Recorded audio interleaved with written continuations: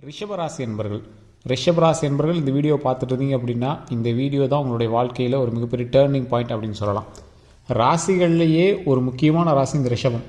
துர்க்கையினுடைய அம்சாவளி அப்படின்னு சொல்லலாம். அதாவது துர்க்கையினுடைய அம்சம் அதிகமாக இருக்கக்கூடிய ஒரு ராசி இந்த ரிஷபராசி. இந்த ரிஷபராசிக்கு ஆக்சுவலாகவே ஒரு உயிர் தப்பிய ஒரு தருணம் உண்டு. ரிஷபராசியோட வாழ்க்கையில் கண்டிப்பாக ஒரு டைம் உயிர் தப்பிச்சு வந்திருப்பீங்க. இது நடந்திருந்தால் நீங்கள் மறக்காமல் கமெண்ட் செக்ஷனில் பதிவிடுங்க. இந்த ராசிக்காரர்கள் தனியாக பேசக்கூடிய நபர்கள். நீங்கள் பேசிகிட்டு இருப்பீங்க, நார்மலாக ஒரு யார்கிட்டயே சண்டை போட்டிருப்பீங்க, திரும்பி வீட்டுக்கு போய் நீங்கள் போய்ட்டு உங்கள் வேலையை பார்த்துருப்பீங்க, தானாக பேசிகிட்டு இருப்பீங்க, அந்த விஷயத்தை இமேஜினேஷன் பண்ணிட்டு இருப்பீங்க, தானாக உங்கள் வாயிலிருந்து அந்த வார்த்தைகள் வந்துருக்கும். சரி, அந்த இடத்துல அப்படி பேசிடலாமே, இந்த இடத்துல அப்படி பேசிடலாமே அப்படின்னு அந்த செயல் நடந்த பிறகு நீங்கள் யோசிச்சிருப்பீங்க. அந்த மாதிரி ஒரு வினோதமான பவர் கொண்டவங்க இந்த ராசிக்காரர்கள். இந்த ராசியில் இன்னொரு ஒரு ஹைலைட்டான மேட்டர் என்ன தெரியுமா? இந்த ராசிக்கே உரிதான ஒரு சிம்பிள் என்ன தெரியுமா? மற்றவர்களுக்கு துரோகம் நினைக்காத ஒரு கள்ளம் கவடமில்லாத ராசி இந்த ரிஷபராசி. அதனால தான் அந்த இடத்துல ஒருத்தனோட மனசை புண்படுத்த மாட்டாங்க, வீட்டில் போய் தானாக பேசிகிட்டு இருப்பாங்க. இந்த ராசிக்காரர்கள் கலைத்திறனில் அதிகமாக ஒரு வல்லமை பெற்றவர்கள். கலைத்திறன் அப்படின்னா உங்களுக்கு பாடலோ இல்லை ஏதோ ஒரு விஷயம் நல்லா வரும். ஆனால் நீங்கள் அதுக்கு தகுந்த தொழிலுக்கு போயிருக்க மாட்டீங்க, அதை நீங்கள் எஸ்டாப்ளிஷ் பண்ணிருக்க மாட்டீங்க. உங்களுக்குள்ள ஒரு தனி திறமை இருக்கும், அந்த திறமையை நீங்கள் பெருசாக எக்ஸாக்ரேட் பண்ண மாட்டீங்க. இந்த ராசிக்காரர்கள் அவருடைய வாழ்க்கையில் அவங்களுடைய ஹிஸ்ட்ரி அப்படின்னு எடுத்து பார்த்தா கஷ்டம் துரோகம் இதான் சந்திச்சிருப்பாங்க. வாழ்க்கையில் மிகப்பெரிய கஷ்டங்கள்லாம் சந்திச்சவங்க யார் அப்படின்னா முக்கியமான ராசிகளில் இந்த ரிஷபராசி வந்துடும்.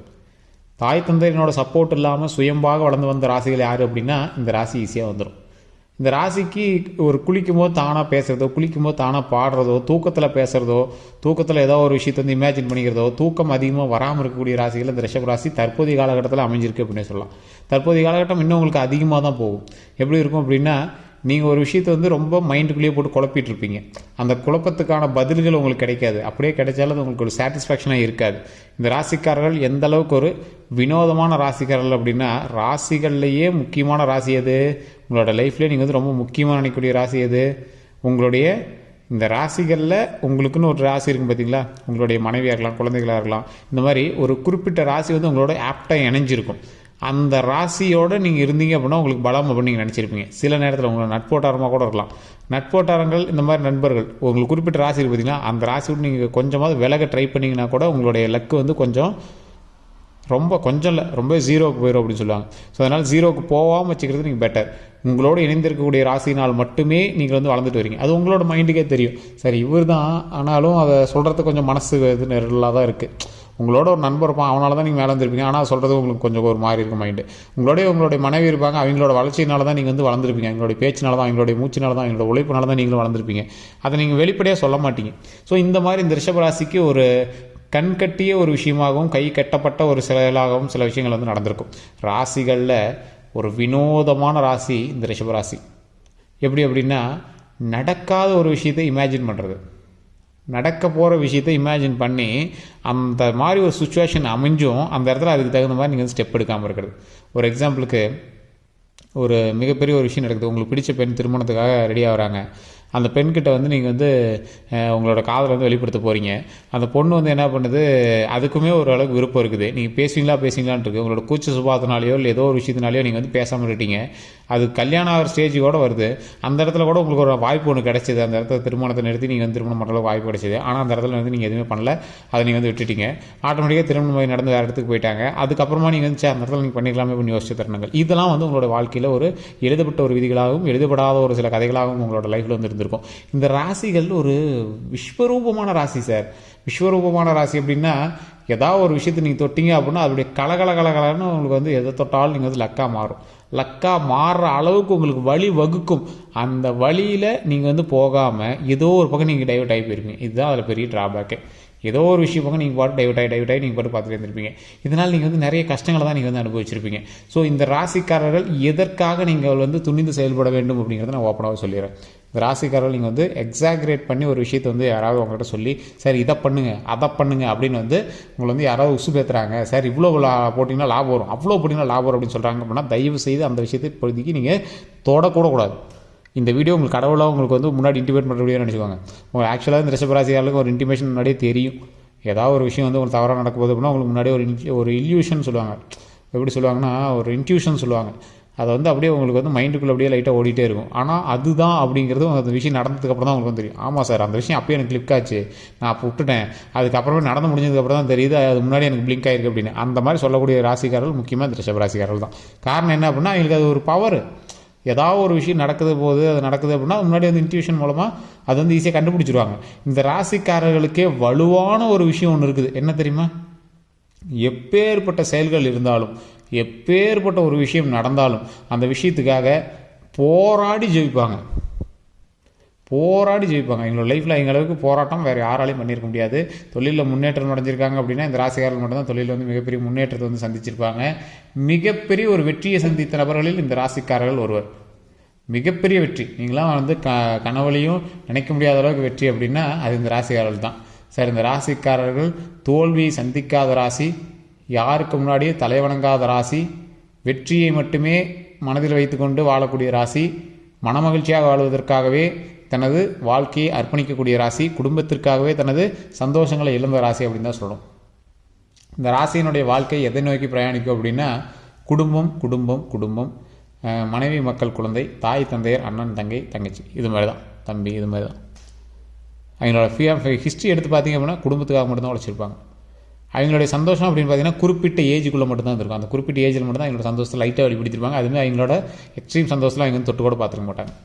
என்ன சார் இப்படி இருக்குது அப்படிங்கிற அளவுக்கு தான் உங்களோட லைஃப் ஹிஸ்ட்ரியே இருந்திருக்கும். இன்றைக்கு வரைக்கும் உங்களோட ஹிஸ்ட்ரி எடுத்து பார்த்தீங்கன்னா உங்களுக்காக நீங்கள் பண்ணதெல்லாம் 0.5%, மீதி 99.5% உங்களுடைய ஃபேமிலிக்காக தான், மற்றவர்களுடைய சந்தோஷத்துக்காக தான். இதில் உங்களோட நண்பர்களும் உங்களுக்கு கூட தான்.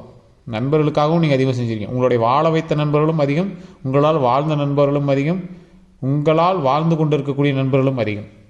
ஆனால் அவங்களால உங்களுக்கு பயனா அப்படின்னு கேட்டால் தற்போதைய நிலைமையில் பெரிய யூசேஜ் இல்லை, பெரிய அவுட்புட்லாம் உங்களுக்கு கிடையாது. நண்பர்களால் இப்போதைய நிலைமையில் உங்களுக்கு வந்து பெரிய யூசேஜ்லாம் கிடையாது. நட்போட்டாரங்கள் வந்து விலகி இருக்கிறது தான் நீங்கள் வந்து பார்த்துட்ருப்பீங்க. எந்தளவுக்கு நீங்கள் வந்து நட்போட்டாரங்கள் மீது அன்பு கொண்டு இருப்பீங்க அப்படின்னா, நட்போட்டாரங்கள் மீது நீங்கள் அன்பு கொண்டு அவர்களுக்காக நிறைய விஷயங்கள் செஞ்சுருப்பீங்க. என்றைக்கு அவன் வந்து உங்களுக்கு துரோகியாக மாறணும்னா அன்னையிலேருந்து நீங்கள் வந்து விலகி தூக்கி போட்டிருப்பீங்க. ஸோ இந்த காலகட்டத்தில் நீங்கள் என்ன பண்ணோம், நட்போட்டாரங்கள்கிட்ட நட்பு ரீதியாக இருக்கலாம், ஆனால் அதீத முதலீடுகளோ அதீத வருமானதாயிகளை போய் போடுறதோ அதெல்லாம் இருக்கக்கூடாது. அதேமாதிரி ஆண்களாகவோ பெண்களாகவோ இருக்கீங்க அப்படின்னா எதிர்பார்த்தவர் மீது ஈர்ப்பு வரக்கூடிய ஒரு நேரமாக தற்போதைய நேரம் அமையுது. திருமணம் ஆனவர்களாக இருந்தீங்க அப்படின்னா கட்டுப்பாட்டில் இருக்கிறது ரொம்ப நல்லது. தேவையில்லாத பேருக்கு எடுத்துக்காமல் இருக்கிறது ரொம்ப நல்லது. அதே போல் வண்டி வாகனத்தில் கவனம் தேவை, டாக்குமெண்ட் ரீதியான விஷயத்தில் கவனம் தேவை. டாக்குமெண்ட் ரீதியான விஷயத்தில் எந்த மாதிரி கவனம், உங்களுடைய டாக்குமெண்ட் யாராவது சைன் பண்ணியிருக்காங்க, செக் யாராவது சைன் பண்ணியிருக்காங்க, உங்களோட கேன்சல்டு செக் வேறு எங்கேயாவது போயிருக்கு, இல்லை அந்த செக்கில் வேறு ஏதாவது வந்து மென்ஷன் ஆகிருக்கு, இல்லை அந்த செக்கு இல்லாமல் வேறு ஏதாவது ஒரு விஷயம் வந்து உங்களுக்கு நடந்திருக்கு, ஏதோ ஒரு கேஸில் உங்களுக்கு வந்து பேர் இன்வால்வ் ஆகிருக்கோ, இல்லை ரேஷன் கார்டில் பேர் மாறி இருக்கோ, இல்லை எஸ்ஐஆரில் ஏதோ ஒரு காரணத்தினால உங்களுடைய பேர்கள் வந்து டாக்குமெண்ட் ரீதியான விஷயத்தில் கொஞ்சம் வந்து அலைஞ்சிட்டு இருக்கும். பேர் வேறு இதில் பஞ்சாயத்தில் வந்திருக்கும், ஏதோ ஒரு காரணம், பட்டாவில் பேர் மாறி இருக்கும், இந்த மாதிரி விஷயங்கள்லாம் இருக்குல்ல, அது ஏதோ ஒரு காரணம் இருக்கலாம். ஸோ அப்போ நீங்கள் என்ன பண்ணணும், எச்சரிக்கையாக, நிதானமாக, கொஞ்சம் பொறுமையாக எதை செய்தாலும் கவனமாக செய்தால் வெற்றி நிச்சயம்.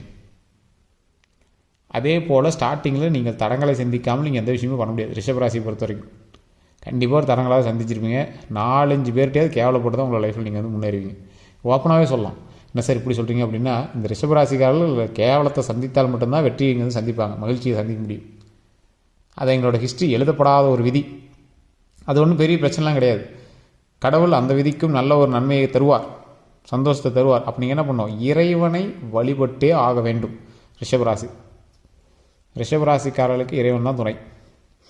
உயிர் பயத்திலிருந்து நீங்கள் விலக வேண்டும் என்றால் ரிஷபராசிக்காரர்கள் துர்க்கையம்மன் வழிபாடு கட்டாயம். 2 நெய் விளக்கேற்றி துர்க்கையம்மனுக்கு முன்னாடி வணங்கி பணிந்து வணங்க வேண்டும். அதே போல் இந்த ராசிக்காரர்கள் தடங்களை நிவர்த்தி செய்ய வேண்டும் என்றால் தட்சிணாமூர்த்தி வழிபாடு, கோயிலுக்கு நீங்கள் சுற்றி வரும்போது தட்சிணாமூர்த்தி வழிபட்டு தட்சிணாமூர்த்தி நெய் விளக்கேற்றி கொண்டக்கடலை வச்சு பூஜை பண்ணிவிட்டு அங்கே இருக்கிற ஒரு 10 பேருக்கு வந்து அன்னதானம் பண்ணிங்க அப்படின்னா ரொம்ப நல்லது. அதை தாண்டி நீங்கள் அப்படியே சாமி வணங்கிட்டு வரும்போது, தட்சிணாமூர்த்தி வணங்கிட்டு அப்படியே சுற்றி வரும்போது துர்க்கையம்மன் இருப்பாங்க, துர்க்கையம்மன் நெய் விளக்கேற்றி வழிபட்டு அங்கே சர்க்கரை பொங்கலோ அல்லது சர்க்கரை பொங்கல் செய்து அங்கே இருக்கக்கூடிய மக்களுக்கு யாரோ ஒரு 10 பேருக்கு நீங்கள் வந்து கொடுத்தீங்க அப்படின்னா ரொம்ப ரொம்ப நல்லது. அங்கே இருக்கக்கூடிய ஒரு பெண்ணுக்கு சிகப்பு புடவை வாங்கி நீங்கள் வந்து கொடுத்தீங்க அப்படின்னா ரொம்பவே நல்லது. அந்த ஒரு விஷயம் என்ன அப்படின்னா, ரிஷபராசிக்காரர்கள் தயவு செய்து உங்களுடைய ஜாதகத்தோட்டையும் செக் பண்ணுங்கள். தசாபுத்தி கரெக்டாக இருந்தது அப்படின்னா உங்களுக்கு வந்து மிகப்பெரிய வரலாறே காத்துட்ருக்கு. மிகப்பெரிய சாம்ராஜ்யத்தையே நீங்கள் வந்து கையாளுற அளவுக்கு உங்களுக்கு வந்து வரலாறு காத்துட்ருக்கு. அதே போல் இந்த ராசிக்காரர்கள் உங்களுடைய லோக்கலில் நீங்கள் பார்க்குற ஜாதகம் வந்து உங்களுக்கு செட் ஆகலை, சரி சாட்டிஸ்ஃபை ஆகலை அப்படிங்கிறவங்க மட்டும் கீழே கான்டாக்ட் நம்பர் டீட்டெயில்ஸ் கொடுத்துருக்கோம். இது வந்து உங்களுக்கு ஒரு மிகப்பெரிய ஒரு ஆப்பர்ச்சுனிட்டி அப்படி தான் சொல்லணும்.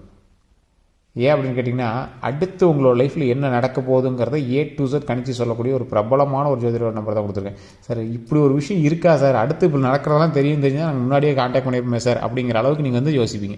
அந்த அளவுக்கு ஒரு பிரபலமான ஜோதிடர் நம்பர் தான் கொடுத்துருக்கேன். 200க்கும் மேற்பட்ட ஜோதிடர்களுக்கு ஆசா, அதுதான் ஹைலைட்டு. அப்பேற்பட்ட ஒரு ஜோதிடர் நம்பர் தான் கீழே கொடுத்துருக்கேன். உங்களுக்கு வேணும்னு ஜஸ்ட் கால் பண்ணி கேட்டுருங்க. எல்லோருக்கும் நன்றி நண்பர்களே.